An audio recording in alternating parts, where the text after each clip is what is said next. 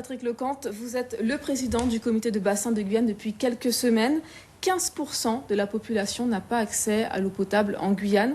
Comment est-ce qu'on peut inverser ce chiffre? C'est un chiffre effectivement important. Beaucoup a déjà été fait, mais beaucoup reste à faire. Je signale que ces derniers mois, ces deux usines qui ont été mises en exploitation, donc l'usine de Matiti avec 24 000 m3 jour, et le renforcement de l'usine de Saint-Laurent-du-Maroni avec 4 000 m3 jour. C'est aussi de nouveaux réservoirs à Loka, à Grand-Santi. C'est aussi des réseaux qui ont été réalisés dans un certain nombre de communes, notamment du fleuve. Mais c'est vrai qu'un certain nombre d'équipements doivent être réalisés. Et c'est le rôle du comité de bassin, le Parlement de l'eau, que de vouloir impulser une nouvelle politique, une politique dynamique en matière d'accès à l'eau. Quelles sont vos priorités? Vous dites des équipements doivent être réalisés. Où? En priorité? Sur l'ensemble du territoire. Nous l'avons vu encore récemment, notamment dans le petit village de Favard, village amérindien, à moins d'une heure de Roura. Mais bien sûr, dans l'ouest du territoire, comme votre reportage l'a bien souligné, tout simplement puisque nous sommes sur un train de disparité à l'accès à l'eau, avec une question fondamentale, c'est que l'essentiel de la ressource est une eau dite superficielle, puisée dans le lit des rivières, alors que dans le même temps, dans le substrat rocheux, nous avons une eau de très bonne qualité. Donc ce que nous souhaitons, à travers le SDAGE, qui est le schéma directeur d'aménagement et de gestion de l'eau, impulser cette politique de façon à pouvoir récupérer cette eau qui est abondante et surtout de très bonne qualité et les mettre à disposition des populations. Vous impulsez la politique, est-ce que vous avez les moyens pour la mettre en place ensuite? Alors, le prochain SDAGE qui prendra effet à partir du 1er janvier 2016 jusqu'en 2021, c'est 400 millions d'euros à rechercher, notamment à travers le contrat de plan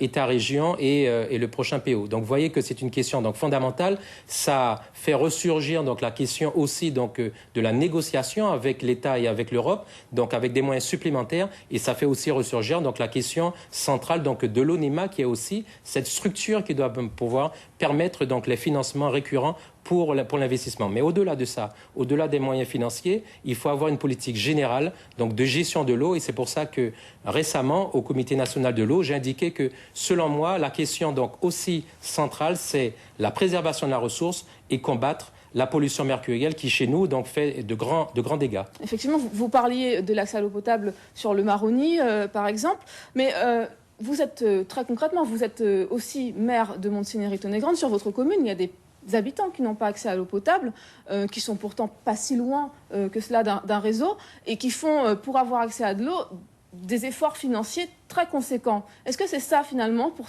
une certaine partie de la population, le prix à payer?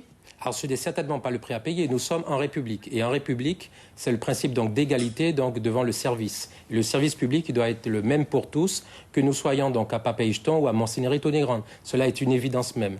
Ce que nous voulons dire, c'est qu'aujourd'hui, on est à la croisée des chemins, avec une nécessité de rattrapage. C'est ce que l'ensemble des responsables politiques, encore récemment, disaient en Conseil des maires, mais aussi une politique volontariste en matière d'investissement. Donc, c'est tout cela que nous portons à travers notre comité de bassin qui, aujourd'hui, est vraiment, je dirais, dans une démarche très, très volontariste, à côté de la puissance publique, de l'État, à côté des mairies. Et je vous indique que très prochainement, je me rendrai dans l'ouest du territoire, de façon justement à toucher encore une fois concrètement du doigt toutes ces questions. Une politique volontariste, mais vous nous l'avez dit, des financements à trouver. Finalement, Monsieur Lecante, sous quel délai on pourrait espérer qu'en Guyane, toute la population ait accès à l'eau potable? Alors, moi, je ne vais pas m'aventurer, puisque vous savez que nous sommes une instance de concertation.